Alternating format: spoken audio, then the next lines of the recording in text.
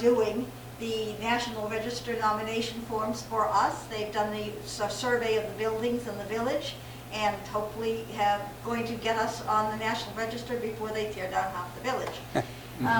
So I'm going to let Stephen take over. Oh, great. Thank you, Georgina. Yeah. So, thank you for the opportunity to come here and talk about the progress we've made in doing this Village of Keysville National Register Historic District. Village of Cambridge, sorry. He's from Keysville? 25 years in Keysville. Nowhere close to Cambridge. And we just want to tell you a little bit about the process that we're going through to do this, what's left to do, some of the things that we've sort of been delighted by and discovered in the process of doing this, most of which you all may know. There may be a few things that we throw out there that you don't know. And so, I mean, to start with, I'm Stephen Engelhardt, this is Jenny Fulton, and we were engaged by the Village of Cambridge to do this National Register nomination. And it kind of has, two big steps to it. The first step is to do a survey, and on the basis of the survey, the National Register nomination is written.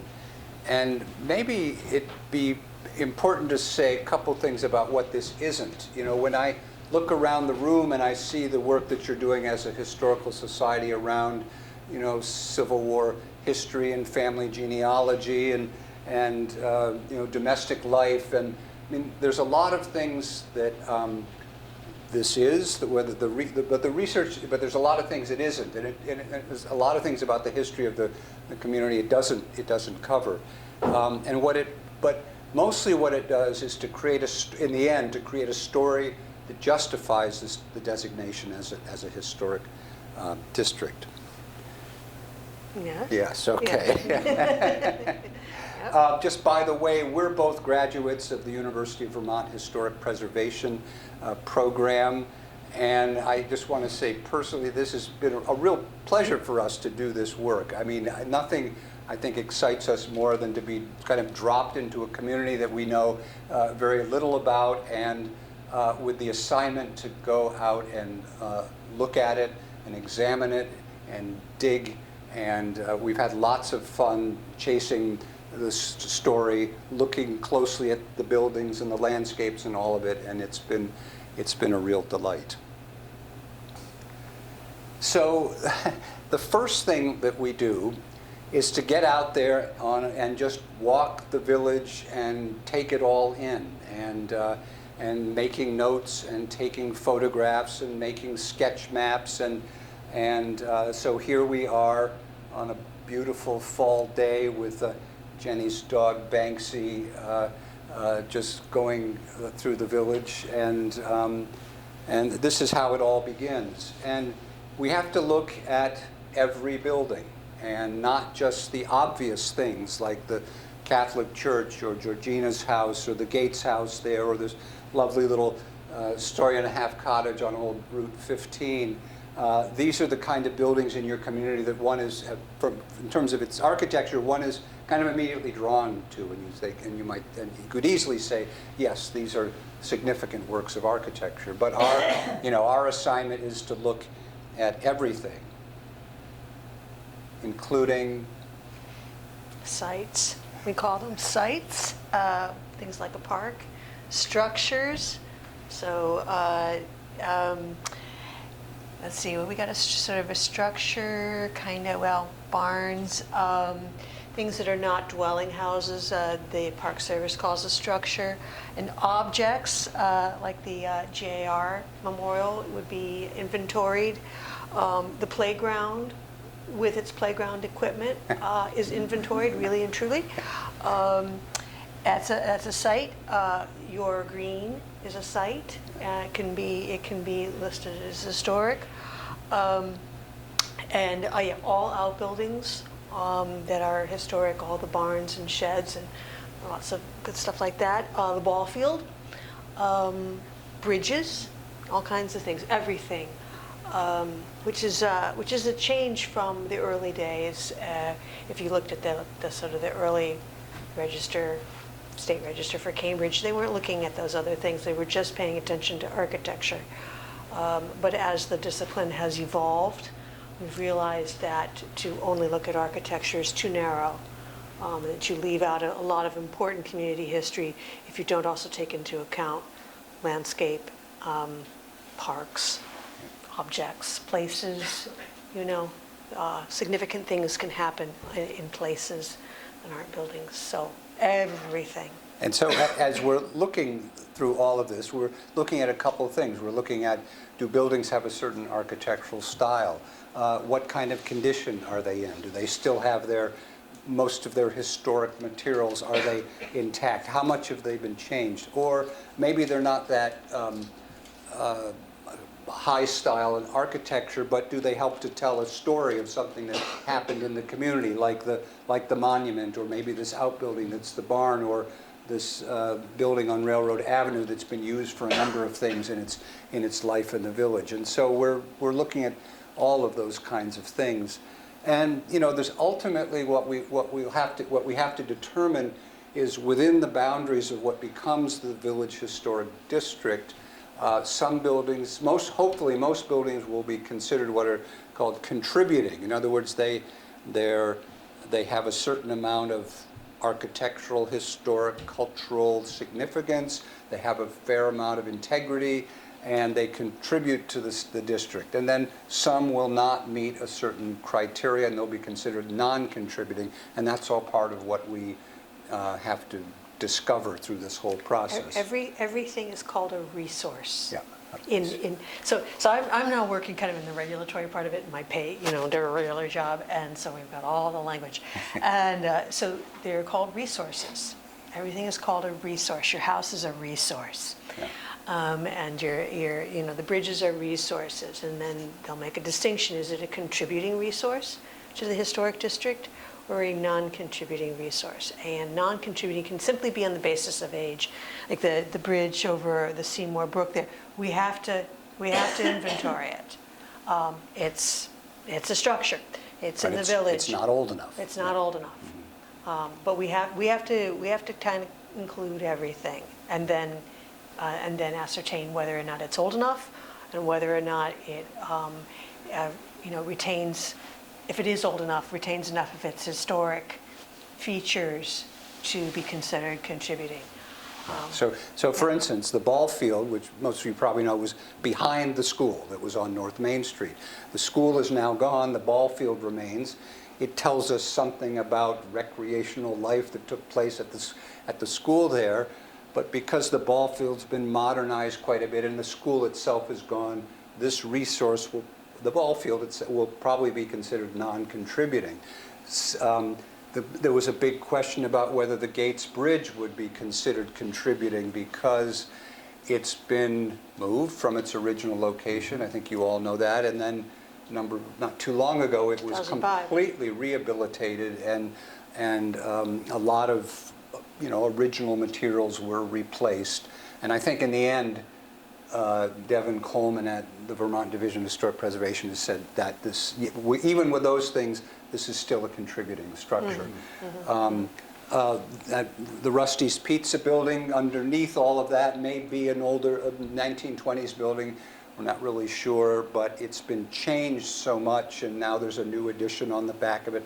That'll be considered a non-contributing building. But that's not the end of the world. What you want is, within the district, a fairly high percentage of contributing buildings. And it's normal to have non-contributing buildings. And sometimes another instance where it's sort of, this is a building on South Main, and looking at it from one vantage point, it looks pretty solid. You can kind of see its turn of the century appearance, and this bay window and the steeply pitched roof and the fenestration patterns.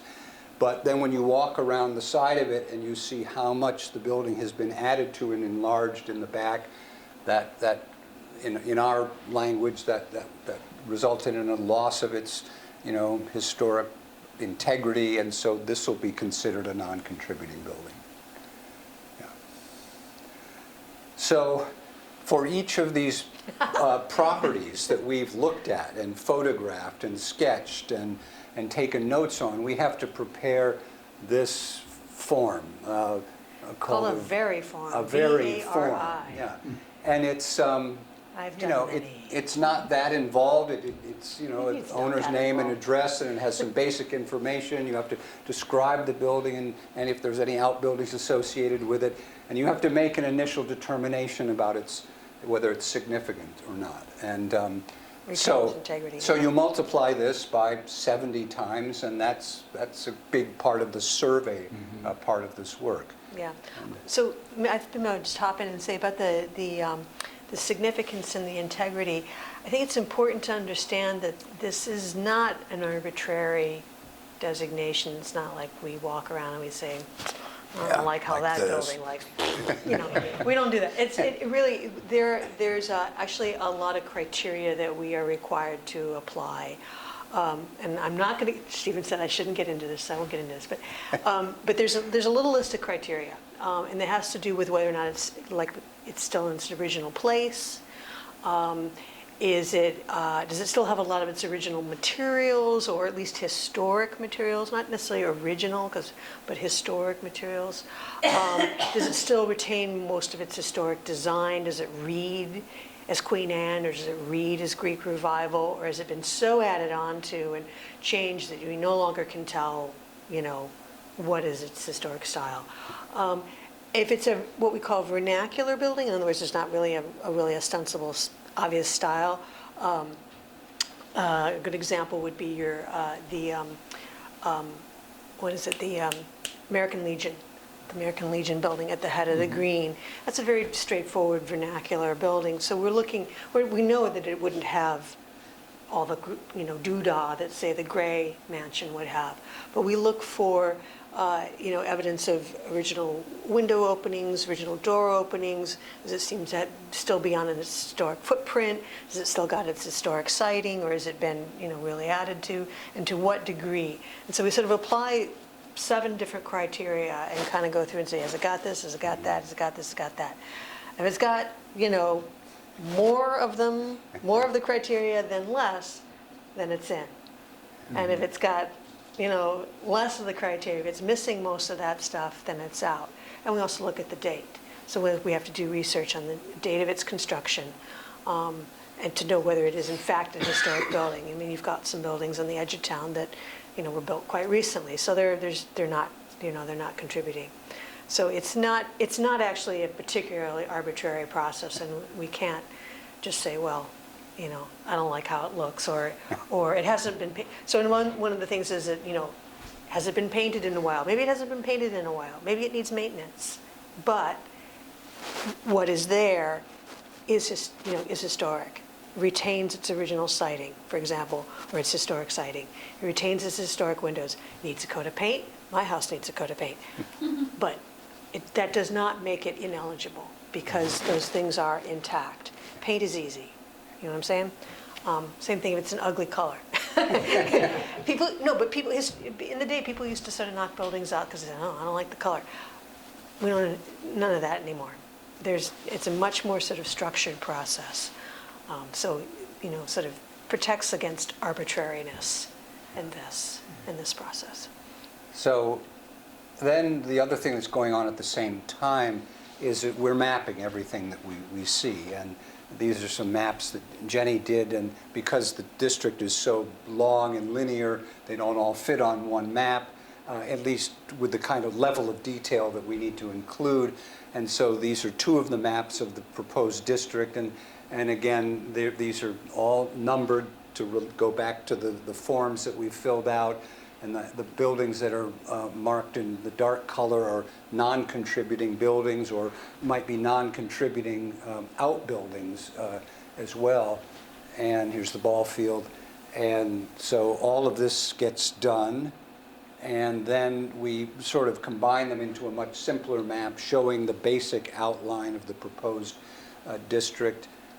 Here, we wanted to include some of the agricultural land between the Main Street and the village, because that's so much part of the agricultural context of the village itself. Yeah, actually, I think the reason for that is because the Gates Farm is contributing, absolutely. And because there are fields that are associated with the Gates Farm, they're part of it as well. And as we understand it, that is a Gates field, but that is not a Gates field. So that's why it's got that funky shape. And this may change a little bit. Yeah, this may too. this is early days for this. This may change. Yeah. But what you have to do is you're not just including the house. You actually include the parcel it's on. Yeah. So if you include a farmstead, like the Gates farmstead, then you have to start looking at some of its fields. And I think this was in consultation with Devon. We realized that if we really included everything that was Gates, it would be huge. So we kind of carved it out like this. Yeah. And all of this gets packaged, the forms, the maps, the photographs, all get packaged into this survey, and this was finished in June, and I forget, this was 190 pages or something long, and that gets sent. By the way, while we were doing some of our walking around in the village, Devon Coleman, the architectural historian for the Vermont Division of Historic Preservation, came and walked around with us and Georgina and some others, and especially on some of the resources Good for you, Stephen. that we were unsure about, he was able to say yes, no, or let's talk about it, and out of that came some of our final decisions. And I should point out, you also stood there, the three of you, in front of certain buildings and argued. Yes, we did. We did. Yeah. Yeah. So you have to understand, we're your consultants, so we try to get as much in as we can. Yeah. And then Devon will say, with some of them. But there were a few. And so he reviewed this, he suggested some corrections, he made some comments, but essentially he said, go ahead and proceed now with the nomination itself, and that was great. So in some ways, as fun as it was to be walking around the village and taking photographs and meeting people here and there, I think this is really what we live for, to sort of dive in and try to begin to understand the story of this place and what made it tick, and what's the context for this village that we see today. And the other thing that Devon helped us with is establishing what the what's called the criteria for evaluation of significance would be for this village. And it's really three things. It's architecture, it's association with agriculture, and it's the story of how the community developed as a community. Those community planning, development, architecture, and agriculture. And for each of those three areas, the story that we have to put together, that narrative, has to support those criteria. So we started with diving in and reading the things that were sort of readily available that you all have produced here, Roberta Marsh's books and newsletters from the Cambridge Historical Society, and this great history of Cambridge, Vermont, that has snippets from the town records over many decades, and pulling information out of these things that help to tell this narrative that we're developing. And then we go and take the lens out a little bit further, and we begin to look at what was going on at Vermont at the time in terms of industry, in terms of farming, and we went back and looked at some great sources like Abby Hemingway's Gazetteer, and that had some quite a bit of stuff about Cambridge and other kinds of contexts. So trying to read everything we could get our hands on. The maps have been great, and you all know that I think there are three main sets of maps that we use. The Walling map from 1859, or I thought it was 8. Well, anyway, maybe that's a mistake. And again, this, it really gives you a slice. It tells you what the village looked like, during this slice of time, and you start to recognize certain kinds of family names, and this is all great grist, especially when you're trying to date certain kind of buildings. A map with even better detail is this one from the Beers map from 1878. because here the shapes of the buildings are a little bit better delineated. Sometimes you've got, it says what George Fearington was doing on his property on South Main. I noticed Mr. Brush, Edwin Brush over here. We know where his office was here on, I think, on Mansfield. And again, another slice 20 years later of what the village looked like. And these have been, very helpful. And then probably even more useful, although it's just another slice in time, are these 1915 Sanborn insurance maps that were done. I don't remember where this company's based, but any community that had any kind of industry going on in it, not just industry, but mainly industry, had, this was mapping for the purposes of selling fire insurance. In other words, you couldn't insure this building here unless you knew its size, its construction, whether it had, and what you'd want to know also was, does the village have fire protection? And it was all connected to the fire insurance industry. And yeah, these are actually, these maps are used heavily in the by architectural historians, because they have so much information, but it's all kind of encoded. But things like pink means brick, yeah. yellow means wood, little X on it means it's an outbuilding, like we don't care, it can burn. And then they'll have a number giving the number of stories. Yeah. There'll be indicated like a little X down in the corner, says it's got wood shingles on the roof. Everything that a fire insurance company would care about is indicated on these maps. And then they also show the footprints of the buildings. And so this is huge as a way of sort of tracking the development, tracking how places have changed, how the settlement pattern has changed. If you're trying to ascertain whether you think, this building retains integrity or whatever, and you can look at the Sanborn insurance maps and say, yeah, it's pretty much still where it was. And they did Sanborn insurance maps regularly, I think starting in about 1885, and they finally stopped, I think, in 1960. But those are very hard to find. Mostly you can see them up until right around World War II. Yeah. But they are in the Library of Congress. You can go on Library of Congress online, and you can look for Sanborn fire insurance maps for certain areas, and look at these different dates. And they're for all over the nation. And Devon, we were looking for Cambridge, couldn't find anything for Cambridge, and then this place looks so beat up. Devin said, "You know what? I think I've got to come." And so he goes and he takes a picture. We found it at the UVM library, I think. Or in the SHPO they have a book of them. Anyway, this is just pure luck. This is Devin. Yeah. We have Devin to thank for this. So we get this extra view of the village around 1950. And often it confirms what you've seen in the field or you've seen in historic photographs. For instance, here's the old Ellenwood home here, and we know that they had a store on the property. Well, there's the footprint of the store, and it shows up in photographs, and there was a post office next to it. But to see it, on the map is really great. And trying to figure out the dates and arrangements of all the buildings at the Gates Farm there, this kind of thing is very helpful. Yeah, they'll show you, and there's a porch on something, and then the porch is off.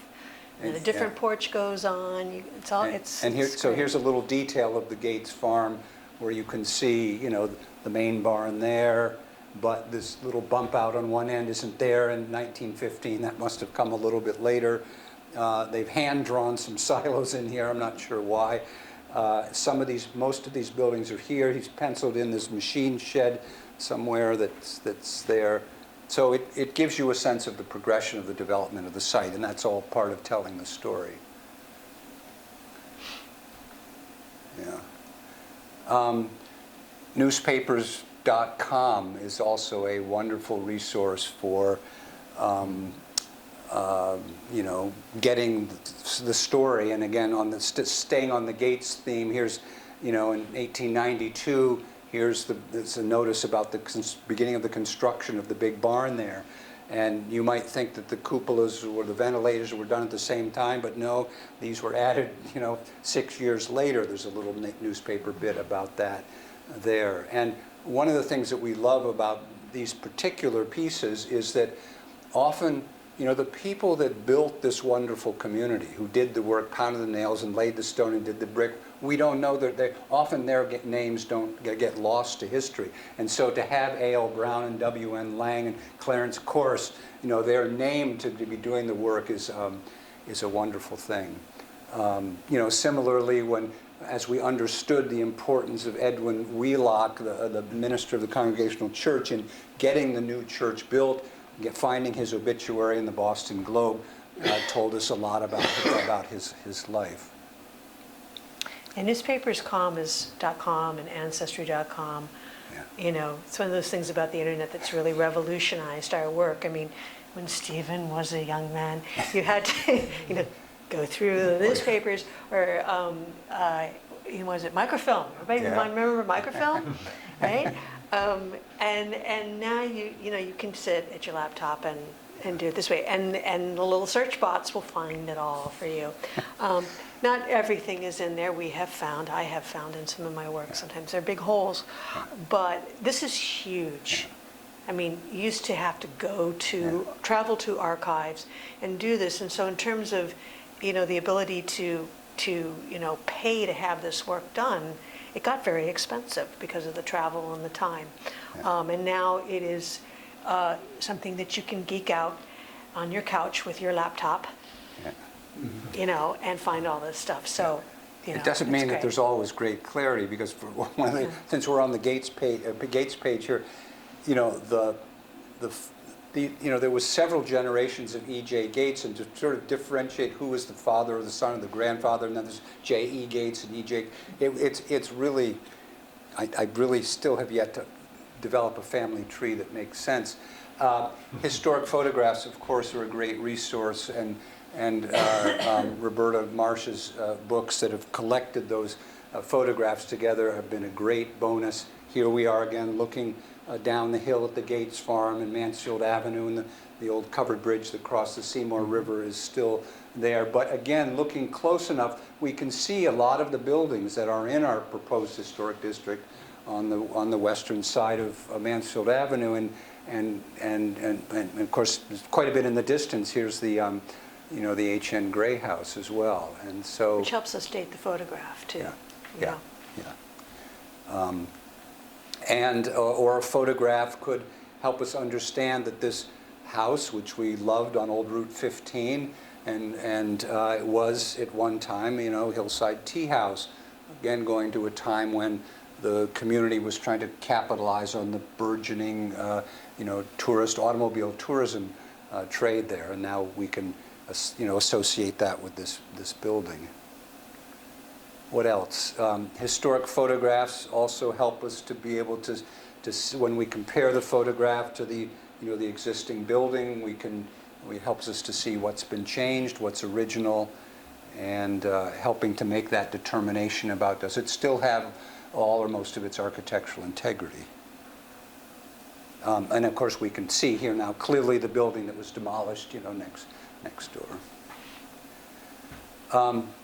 So just maybe a couple of snippets of things that really, there's been lots of delights in doing this research, and here's one of them for me, and this is from one of Roberta Marsh's books, and it talks about an annual washing of the sheep in the Lamoille River, or maybe it was in the Seymour River, and this is not a photograph of that here in Cambridge, but this is from England, but the sheep were driven into the river and put in these pens, and their fleece was washed, and this was to get them clean before they were shorn. And just to kind of imagine that here from the vantage point of the 21st century has been really wonderful. But it also speaks to this period in Vermont agricultural history when the raising of sheep for wool, primarily merino sheep, was big business, and it caused it a shift from subsistence agriculture into almost exclusively making money on the farms from raising sheep and wool. So this is a lovely little piece. You know, sometimes the great thing about newspapers.com and so on is that you can see a name like George Fearington, who had marble and granite works on that 1878 map, and you can kind of search his name, and there's a great little description of what he did there in his shop, and you can look a little bit further and probably from ancestry and find that she was born in Plattsburgh, and he ends his life in Burlington, is getting a pension from somewhere, and so you have a sense of the person. He doesn't actually figure in the story because the house and the works where his marble works is gone. The building is no longer there, so we can't attach him in that story to a particular place. But it's the kind of thing that emerges as we, are doing this exploration. And it's a lot of fun. Some people, like any community, the people who were prominent politicians and business people, and get a lot more visibility in the press. And H.N. Gray is a good example of this. He, owned a very important business, a grist mill and a hardware store and a feed store. And you can see its proximity to the railroad station there to the right. This building is all now gone, although some of it may be part of the Kinney's drugstore, I think, incorporated in it. And because he was a business person, lots of advertising in the Cambridge paper, and portraits. He was also the first or an early station master, and had a lot of positions in the community. So he shows up a lot. Yeah, I was going to say there's like a little note in here that's just one of these things that you kind of learn to look for. Yeah. Like this little blurb about his building. It looks a little gossipy, and like, why are they telling this? Well, it's also actually communicating to anybody potentially wants to do business with H.N. Gray that his building, he's paying attention to fireproofing. Yeah. Mm-hmm. Because he is, because of the elevator, one thing, and enclosing it with iron siding and roofing. This is telegraphing to the world that his business, he's spending extra money on fireproofing. So he's okay to do business with. He's not going to just lose it all in a conflagration. He's got it together. This was before, we really had sort of figured out how to fireproof. People were always losing their businesses to fire. Yeah. And so you see these things on, in the historic buildings where it's got tin on the side, or they're advertising that, this is built out of concrete block. And it's not to talk about architectural merits, it's to say, I'm safe. Yeah. Similarly, when H.N. Gray and his wife build a house, which you all call the castle, this gets a lot of attention in the press, and it seems like, every other week there's a report on the progress. And one of the things that we found out, I don't remember if it was through Roberta's books or not, but we found out that this was built under the supervision of someone named Edwin S. Sinclair. And as we were coming through Underhill on the way there, we went by the Sinclair Inn, and that was his home, and built that. So he was a very prolific builder, and according to several sources, he built some large hotels in the White Mountains and on Long Island. And again, this is the kind of detail that we love to find in doing a research, because it fills out the story. It makes it human, and that's been great fun. And of course, this is a fantastic building, a fantastic building. Let's see. This is, I noticed this somewhere here in the room, but I love this story here in the 20th century, that how the building that we now know as the Village Market developed these freezer lockers and would rent them to people so that people could store meat and other perishable things. I just thought, that is so brilliant, and it formed a cooperative. And again, in this time period before the freezing technology has been developed, but to have a home freezer, you had to have electricity, and you had to be able to afford to buy a freezer. And so this is at that moment in time where there's electricity in the village. People can't afford their own freezers, and so there's this cooperative locker system. And I just think it's absolutely brilliant. And I got to say, I'd never heard of that before. No. So, you know, I'm gonna chalk that up to a big Cambridge, like, way to go. Somebody was an entrepreneur. Yeah. And it's, I forget if this says, until 1966 to, when does it begin? I forget. You know, 43 to 66, so, you know, 20-some years. Really, really wonderful. Good story. Also love discovering Lucy Wheelock.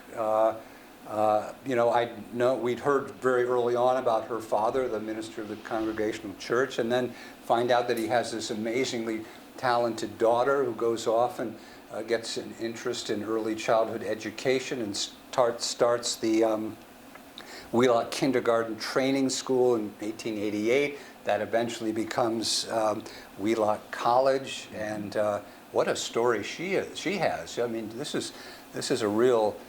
This is a very important person, but she also writes a lot in her, I think it's an unpublished memoir, about her memories of growing up in Cambridge, and writes with such great affection for what this village was like in her youth. And this is just a piece of it. She writes about the sort of characters that were wandering around town, you know, selling pussy willows or something, and it's really fun. And she talks about people coming to the family house, which is Georgina's house, and about the, you know, people coming to have time with the minister, and it's really some beautiful writing, and it helps again to humanize life in the village. So, I mean, one of our jobs as historians here is to be skeptical of everything we read. I mean, we've read enough history and we've read enough local history to know that we don't ever get it right, and we're not going to get it right either. We will make some mistakes in what we do. And here's one that maybe you have an answer or explanation for, but like in Roberta's book, there's a very clear statement that the station was built in 1877. And it sort of makes sense because that's when the railroad line was put through. You're shaking your head here. Well, because I lived there. Yeah, I know. And I just did it for the Cambridge History Day. I did some research myself, and thanks to Jerry Fox's dissertation, I know the railroad didn't fund the station. Yeah. Until a number of years, and even then, the town had to get after it. You see, and that's what this is. So we've run across this report in 1881 that these railroad commissioners are appointed, and they're tasked with convincing the railroad to keep their promise to build the depot. And so, again, here we have more new information, and now we can make this correction next time we have to, right? So it's great to discover these things. And but yeah, so that's all about sort of being skeptical. And as we're reading and as we're collecting information, we use this technique of creating a timeline, and this keeps going from 1780 all the way up until the present. And every time we get a little bit of historical information, we plug it in, we describe it, we give a date to it, and then we recall where the source is, because ultimately we're going to have to footnote it, right? And so that's where a lot of the raw material goes that's going to go into this narrative that we're going to ultimately write. And then comes the writing. And so there's two big parts of a National Register nomination. One is all about describing the village and the buildings and the outbuildings and the sites and structures in the village, the descriptive narrative. And then there's this what's called a statement of significance. And this is by the time we're done, this is going to be probably 13,000 words. It's more than a statement. Yeah, it's more than a statement. That's the essay of significance. Yeah, and this is just how we launch into it. And it essentially will tell us a story that supports these three criteria: the history of agricultural, community planning, development, and its architecture, and will support the nomination. And and this has also been a great delight to write, because you've been collecting, and you finally have to do something with it and turn it into a story, and a convincing story. And so this is just the first couple of pages of that narrative, which is at this point about maybe 2/3 or 3/4 done. And so this is another big part of the nomination. And, Yeah, I'll just go jump in. ahead. Yeah. Part of the essay of significance, this is a document that's going to go to the National Park Service, right? It's becoming part of the nation's record. You can find these things.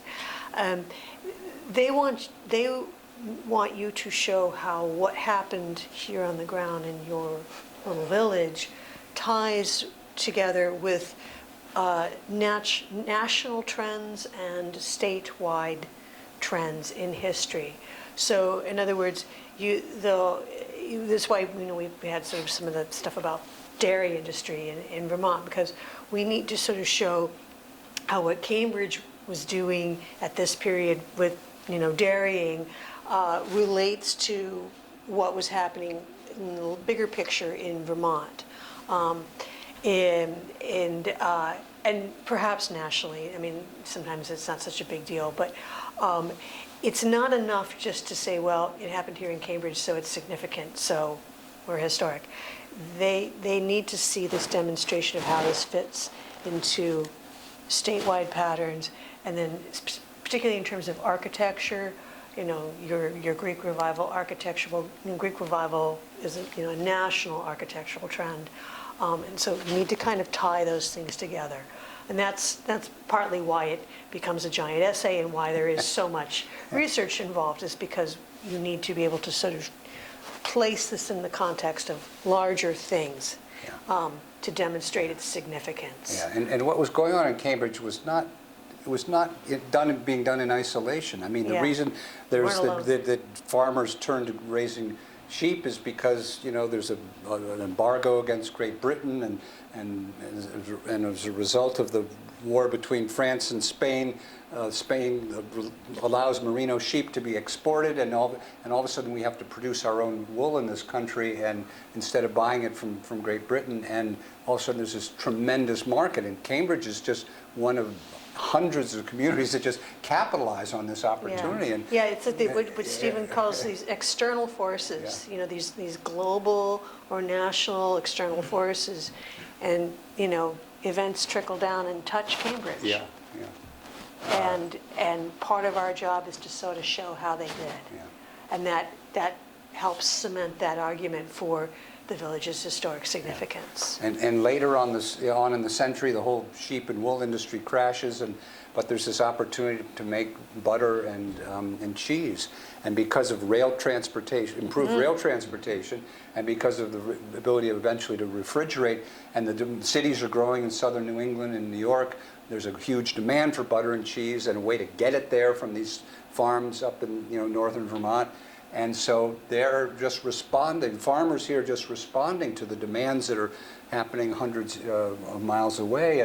And later on, when refrigeration really comes in, we can actually ship fluid milk to these same cities. That's a whole other changeover in farming practices. And it's then that the two big Gates farms build their big barns, because they're no longer doing subsistence farming and raising sheep out in pastures. They need a place to store a lot. They have bigger herds. They need a place to store grain and to store hay, and so these big barns get built. And that's all in response to the demands coming from quite far away. And people in Cambridge are just, we're going to step up to that demand and meet it. And it's so you see that in the buildings. In learning this history, of course, we learned of some of the great losses in Cambridge, often to fire. The big red 46 complex here lost to fire. The GAR Hall there in the background. Methodist Church burns, I think, in the 30s. The schoolhouse is demolished after it closes in the 60s. I can't remember if the ice cream parlor there burns or is torn down, but so there's a lot of losses, and that's sad. You wish that some of this was still in the community. Of course you do. But this is typical of any community. There's very few communities where everything survives from its, from its kind of heyday. And the thing is that even despite these losses, Cambridge is really pretty intact. I mean, it really, there's only a few holes from these places. There's only really a 5 or 6 kind of late 20th century, early 21st century new construction. Cambridge still really has the feel of a village that came into its own, into its heyday, around the turn of the last century, and that's pretty remarkable. And so even with the losses, there's a lot to be said for Cambridge, and we've really enjoyed seeing that and doing what we can to support that. So a couple of things to sort of close up. What's next is we need to finish the work that we've just described there. We've done most of the photography, most of the mapping is done. A lot of the descriptions of each of the buildings have been done. They need to be composed into a slightly different I'll be doing a lot of that. document.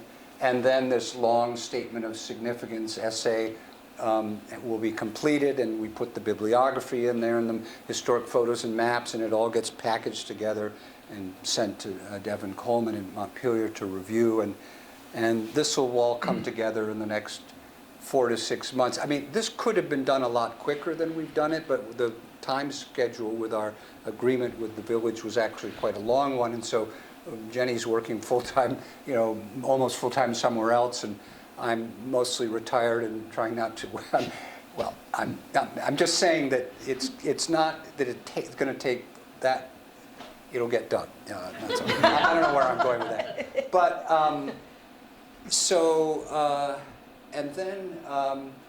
and it'll get reviewed by Montpelier, and there'll be some feedback. There's a dialogue, and, yeah. I mean, one of the lovely things here in Vermont, and we both can speak from experience with other states in this, is that the SHPO, the VDHP, is very responsive. There are people there, and they pick up their phones and they answer your questions, and they have a dialogue. It's not like this goes to some faceless bureaucrat who's just like, it's a good, healthy dialogue. And if there are any things that Devin feels needs more work or anything, he'll call and he'll say, hey, what about this? What about that? And we'll deal with it. And it's not this. It's not like going and getting your driver's license renewed or anything. It's a good process. Yeah, and so hopefully in 2024, this will go before the State Review Board and be approved, and then we'll go on to the National Park Service, and the Village of Cambridge National Register Historic District will be done.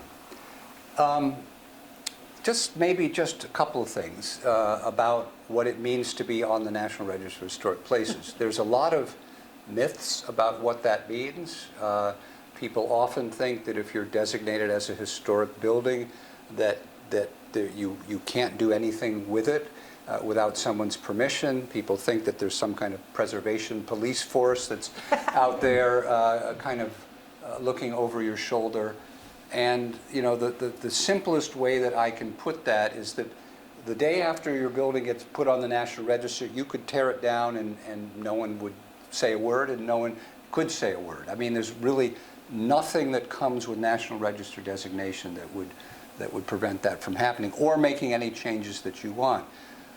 Where there is oversight on what you might want to do with your building is if you're taking advantage of state or federal tax and grant programs, if your local community has a zoning ordinance that protects historic properties, and of course that's true in a lot of communities, but it's not true in Cambridge. And mostly it's an honorific. It's the National Register is the list of important historic buildings in the country, and it does give you access to grants and investment tax credits For commercial properties. and if you have a commercial property. yeah. and it allows you to it allows you to promote the village in certain ways. And wait, I probably could have said more about this here. What, the preservation police? Yeah, yeah. No, I think Anything you else? got Okay. the point across Okay, generally, yeah. right? And in some ways, this to me is the most getting some financial help to do work on your buildings. I think that's very big, but so is this, because I think having a National Register Historic District might lead to doing some additional, planning in the community that might be really a good thing. And so we want to talk about one of those things.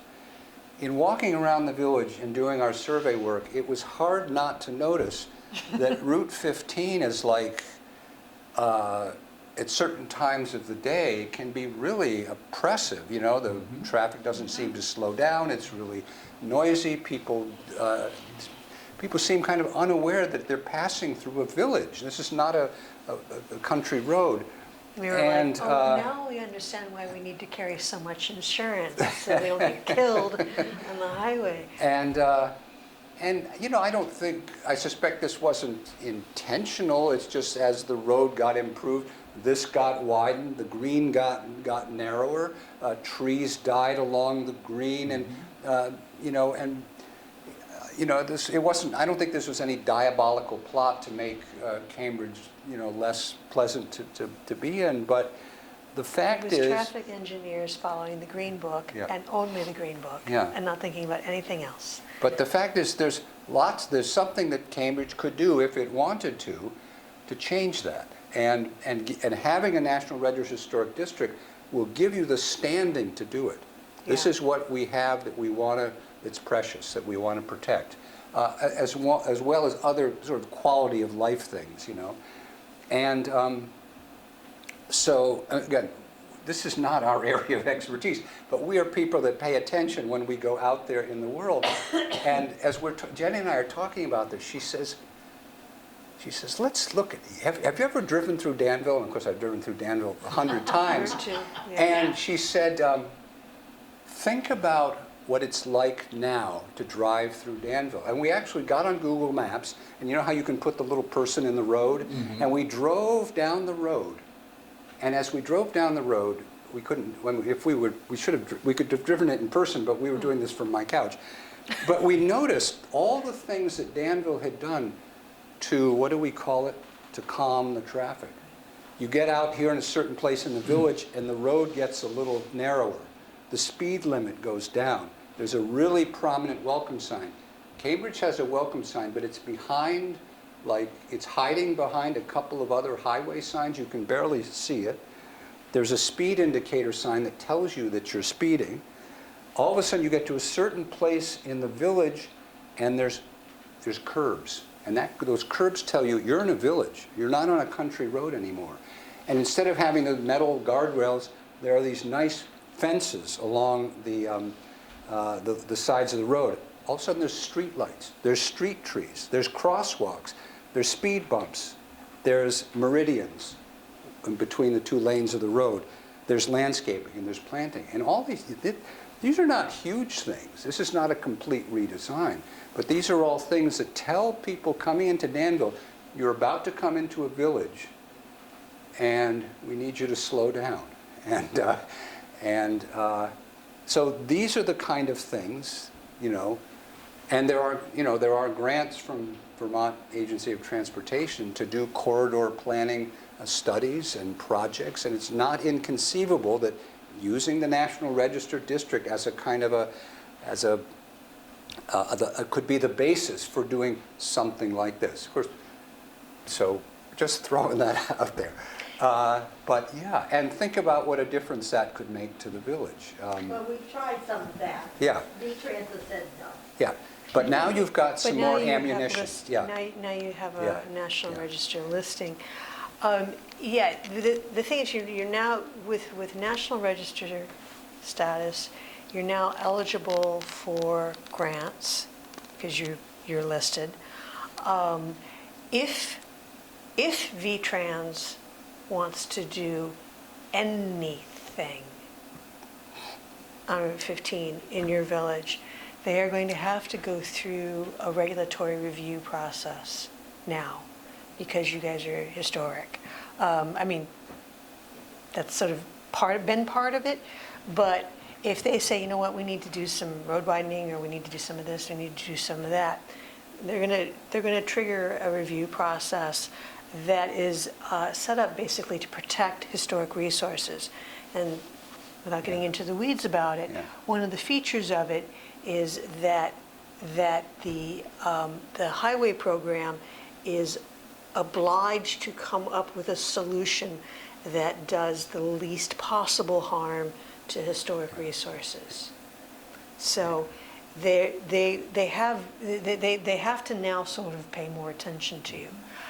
And I think the philosophy is changing. And within the yes, Department of and the Transportation, philosophy I think. has changed within the Yeah. Department of Yeah. Transportation. It- How to initiate something like that is outside our wheelhouse, Yeah. but there are consultants you can talk to. You can reach out to the DHP, Yeah. find out, Yeah. what can you guys do as a village, Yeah, I wouldn't And- take no for an answer. Yeah, don't take no for an answer. Because the thing, I grew up in Peacham, so Yeah. Yeah. visiting my parents, I've seen the change Yes, that Danville traffic patterns have Mhm. made.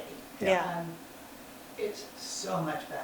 Yeah. yes, Yeah. yeah. You don't have to fear for your life that there might be a truck going through when you're trying to merge onto Route 2 from one of the side roads. Yeah. I mean, that's huge.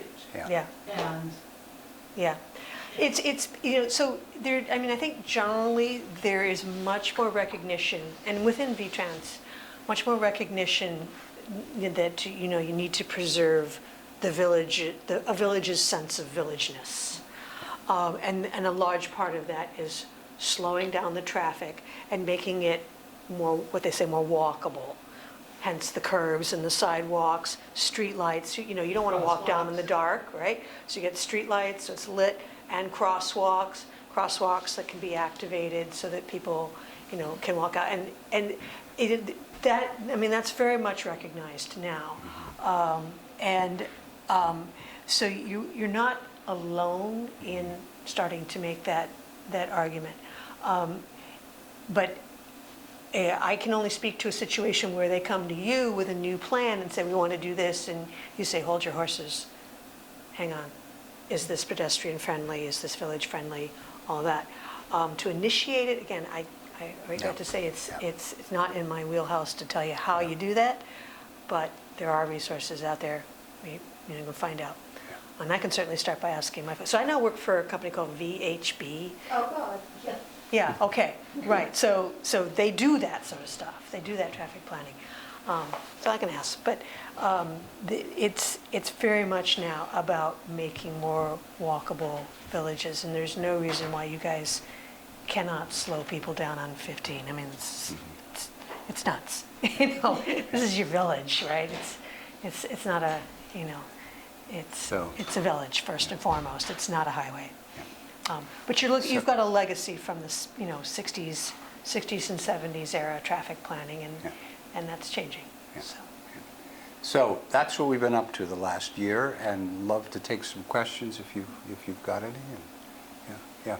So will this, the finished nomination package be electronic and available online, or is it a paper,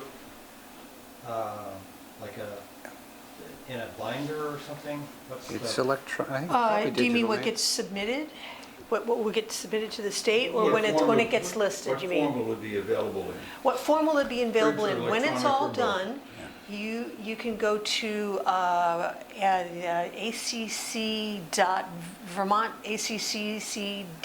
vermontACC.gov, blah, blah, blah. There's Well- something called the Online Resource Center. that Wait you- a second. Yeah. The village is the client. They're going to get the. Yeah, well, They're you going guys- to get a report. Yeah, but That's- you guys are gonna, I mean, you're gonna, Yes. yeah, I mean, apart from that, so Yeah. how does the world see it? Yeah. It's uploaded, although it takes a while because Devin doesn't have an assistant. it'll get uploaded to this thing called the Online Resource Center, ORC, where anybody in the world can go and find it. Within Well, Vermont. that'll have the photographs and. Everything, Everything, everything, yeah. yeah. And one of the things I hope is that... I don't think the survey will be up there, though. No, the National Register listing will be up there, but Yeah. I don't think they put the survey, the actual survey up there, which has people's addresses and stuff in it anyway. They don't include that. Yeah, and one of the things I hope is that, I think this historical narrative, 12,000 words, whatever it's going to be, is going to be I think it's a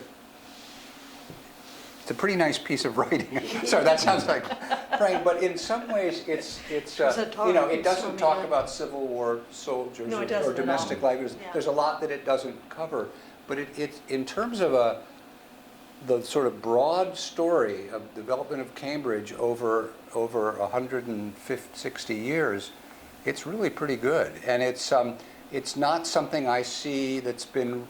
I've not seen that in one place in any other. The other documents that I've seen about this community. So use it as you want. Can it be printed up? I mean, it's the kind of thing that our library should have. We should have one. Yeah. And if I was a visitor in town, I would buy one as like a souvenir and spend a day cruising Cambridge and. Well, yeah, it's a wonderful. yeah. It's a You guys treasure. might want. Just going to guess. Sometimes National Register nominations, because they're written essentially for the government, they can get a little dry. Although Stephen's writing is very readable, they can get a little dry. So you may want to take the information and digest it and repackage it in a way to make a visitor guide or something like that with it. But yeah, I mean it's a publicly accessible document. It would be the village would have it. Yes, Yeah, that's right. yeah. I mean, you're the Yeah. client. You're gonna have a copy anyway. Yeah. But as far as the world, eventually, It's not copyrighted. No. You Well, can, we've been to that, well, no. we'll see whether we'll give it to you. No, it isn't. I mean, it's a public document. This is public record. And the grist in it could become the basis for an even more substantive sort of walking guide of the village. You could decide to do some outdoor interpretive signage sprinkled around the village. You could decide to do a kiosk somewhere centrally located where people come and get oriented to what they see. I mean, it could be the grist for a lot of good little, local projects. I mean, obviously, they expect you to kind of credit the National Register nomination form and Yeah. credit the photographs, of Sure, course, but yeah. the Is usual there stuff. a chance this would not be accepted? I No. can't imagine that, no. Because Devin would have said at this point, the DHP at this point would have said, do not, don't chase this one. Yeah, I mean, Georgina told us earlier that there might be as few as 3, maybe more buildings that are demolished as a result of the FEMA buyout.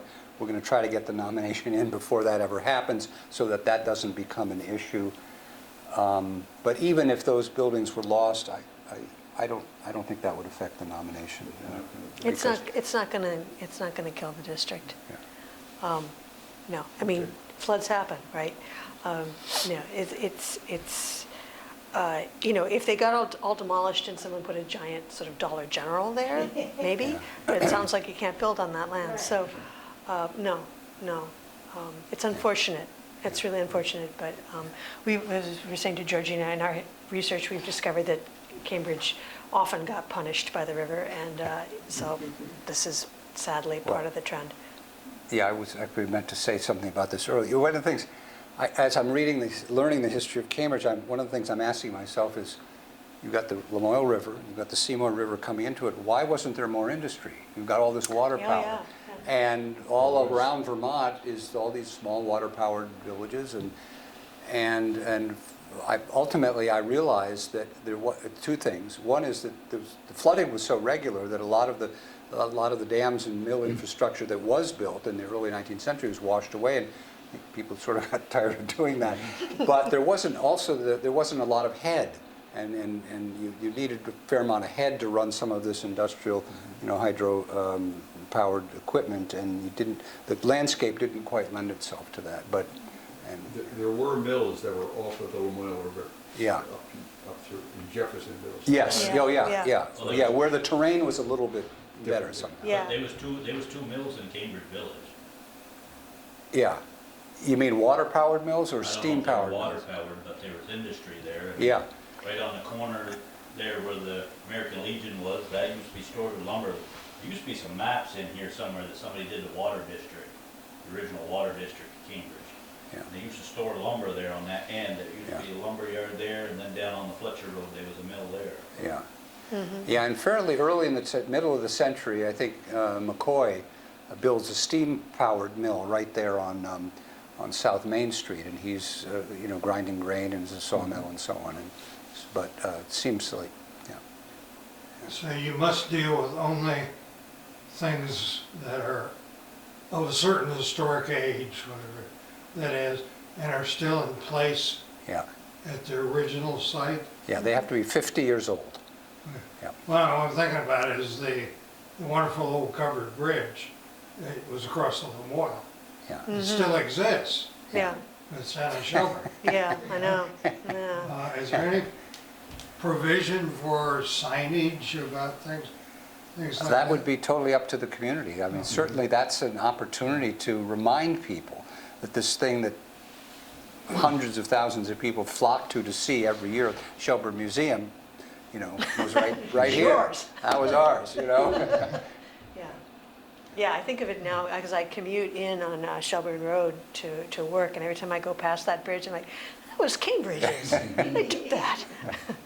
Yeah, so The abutments impressive. are still there on one side of the river. Huh, Yeah, You come around that real sharp uh, curve, yeah, just look and you'll Yeah. see the stonework that's still there. okay. Yeah.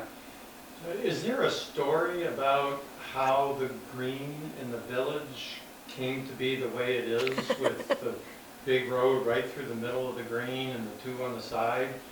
It seems unique. I've never come across another green like it. It also seems very unfortunate because it's not a very nice green.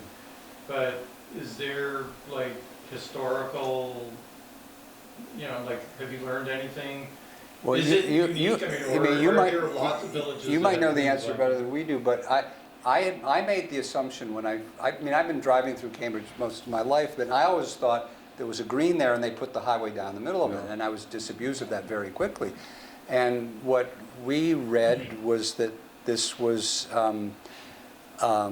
it had something to do with, you know, training militia and having a sort of marching, an area to do marching, I think.